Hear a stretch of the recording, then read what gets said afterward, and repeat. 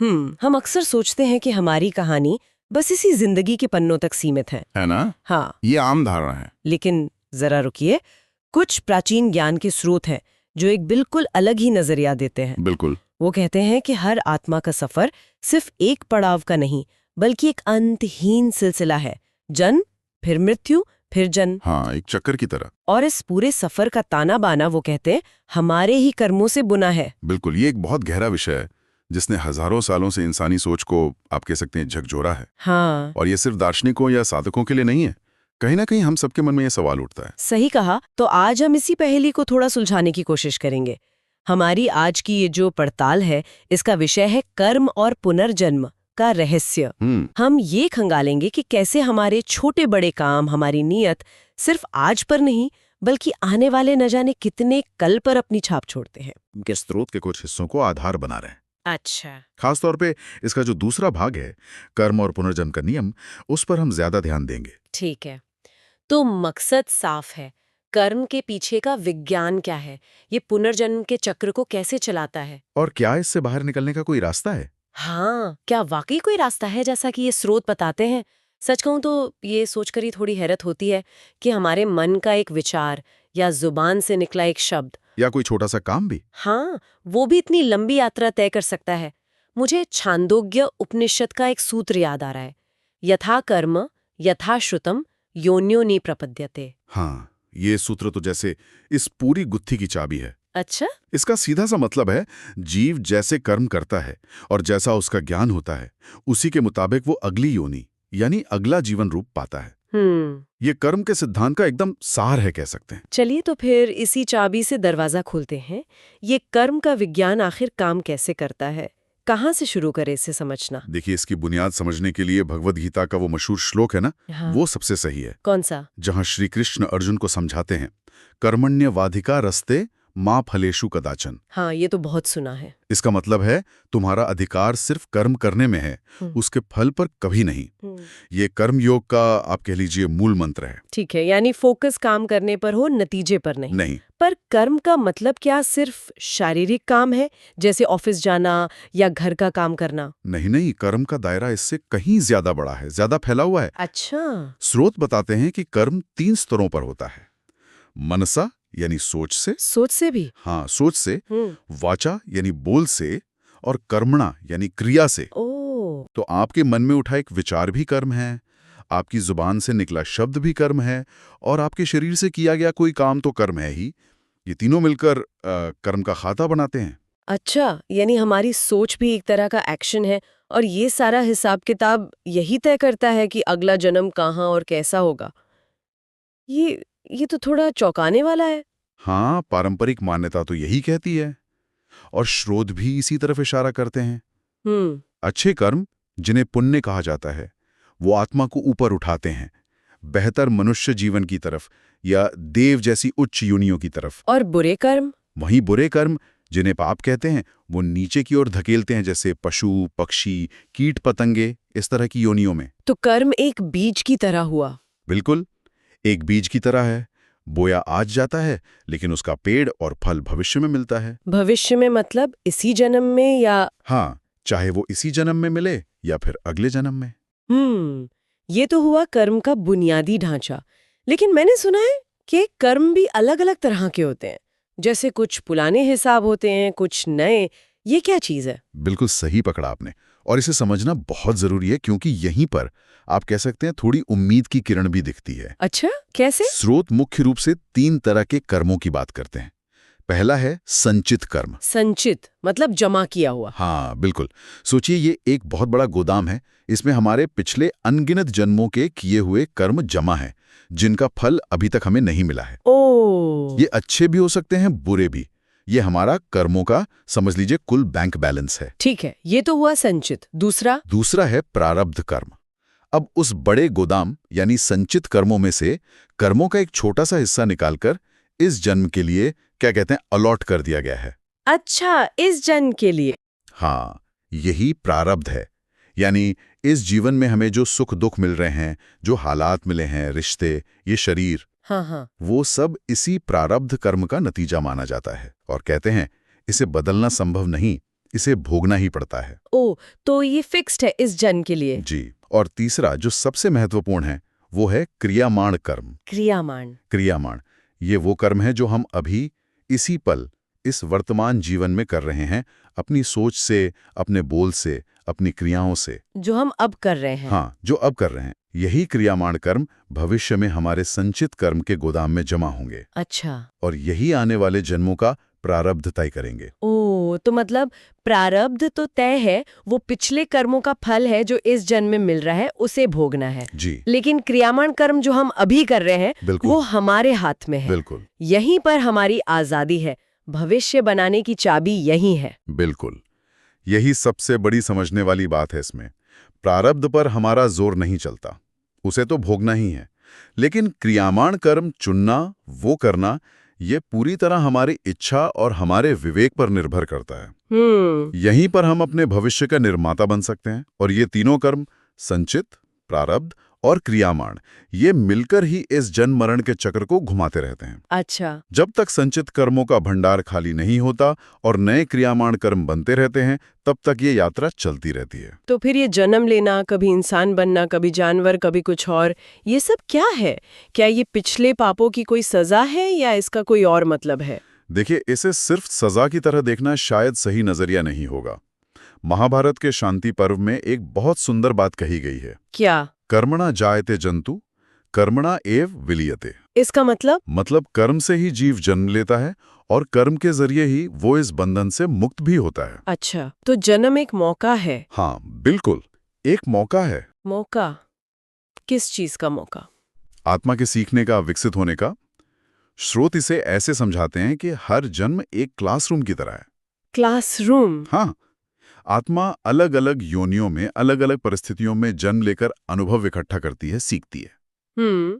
चाहे वो मनुष्य का जीवन हो या किसी पशु का, पक्षी का या कीट का, हर अनुभव आत्मा को कुछ न कुछ सिखाता है, उसे धीरे धीरे पूर्णता की ओर ले जाता है। तो ये सिलसिला कब तक चलता है? ये तब तक चलता है जब तक आत्मा को आत्मज्ञान यानी अपनी असली पहचान का बोध नहीं हो जाता। हर जीवन एक क्लासरूम, ये सोचने का एक बिल्कुल अलग तरीका है। मतलब जो पीड़ादायक योनियां हैं उनमें भी सीखना होता है। हाँ, स्रोत तो यही कहते हैं। शायद वहां पीड़ा के अनुभव से वैराग्य का भाव जगे या करुणा का भाव। हर अनुभव, चाहे वो सुखद हो या दुखद, आत्मा के विकास के लिए जरूरी माना गया है। शास्त्रों में राजा ययाति की कहानी है ना, वो इसका एक बहुत अच्छा उदाहरण देती है। हाँ, मैंने सुना है इनके बारे में कुछ। इनको जवानी वापस पाने का वरदान मिला था शायद। बिल्कुल, उन्हें ये वरदान मिला कि वो अपनी बुढ़ापा किसी और को देकर उसकी जवानी ले सकते हैं। अच्छा। और उन्होंने अपने बेटे पुरु से उसकी जवानी ले ली और खुद हजारों साल तक, सोचिए, हजारों साल तक, हजारों साल, हाँ, दुनिया के सारे सुख भोगों में डूबे रहे। तो क्या इतने लंबे समय में उनकी इच्छाएं पूरी हो गईं? मन भर गया होगा उनका। यही तो कहानी का सबसे दिलचस्प मोड़ है।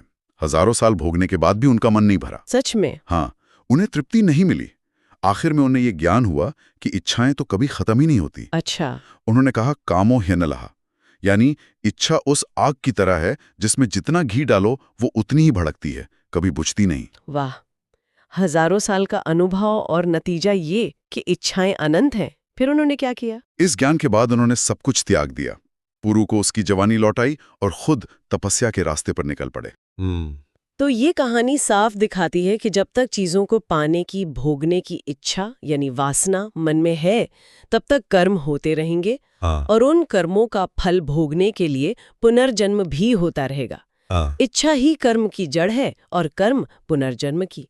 इस कहानी से ये इच्छाओं का जाल तो साफ दिखता है। और जैसा आपने पहले बताया था कि कर्म ही अगली योनि तय करते हैं जी, तो क्या अलग अलग कर्मों का असर अलग अलग योनियों पर पड़ता है? क्या ग्रंथ इसके बारे में कुछ और विस्तार से बताते हैं? हाँ, इस पर भी संकेत मिलते हैं।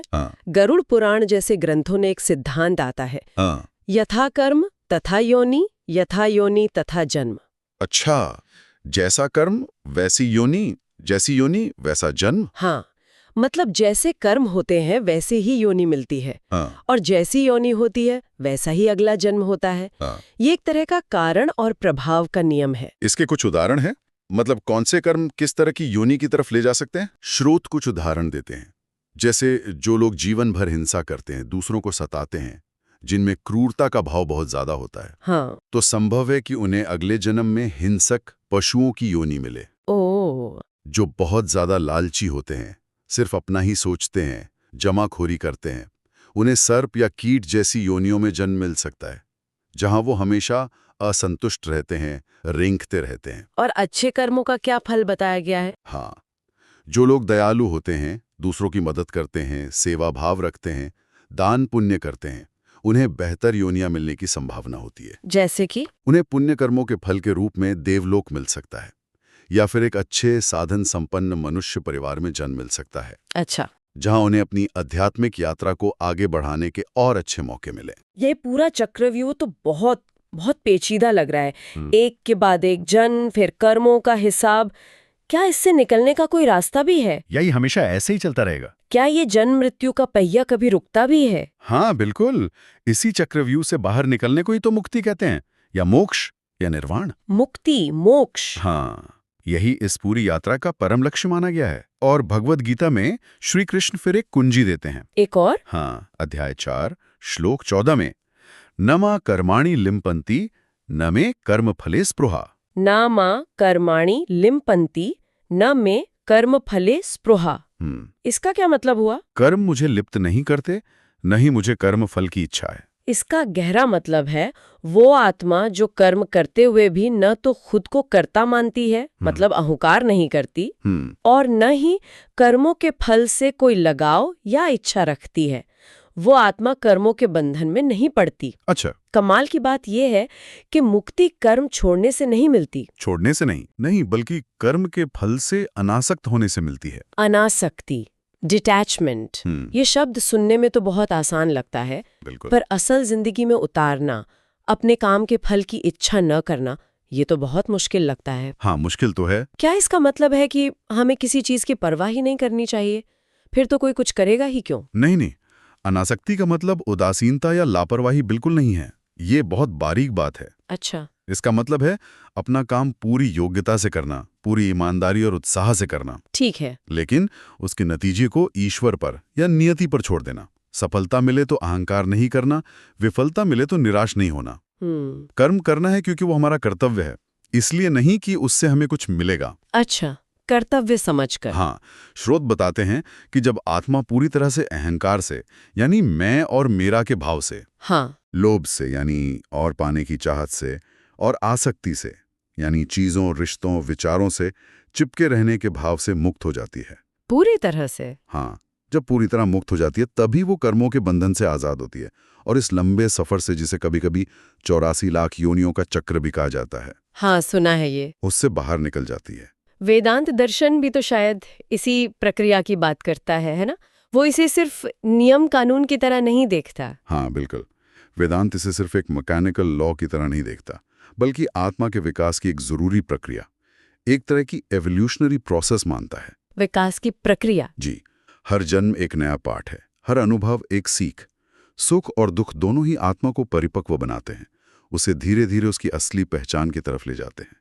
ये पूरी यात्रा आत्मा को शुद्ध करने और उसे उसके वास्तविक स्वरूप का ज्ञान कराने के लिए है। और इसीलिए शायद मनुष्य जन्म को इतना कीमती, इतना दुर्लभ माना गया है, क्योंकि यहीं पर वो समझ और वो आजादी है कि हम मुक्ति की तरफ बढ़ सकें। बिल्कुल सही। गरुड़ पुराण में एक पंक्ति आती है, जंतुनाम नरजन्म दुर्लभम। जंतुनाम नरजन्म दुर्लभम, यानी सभी प्राणियों में मनुष्य का जन्म मिलना बेहद मुश्किल है, बड़े सौभाग्य की बात है। ऐसा क्यों?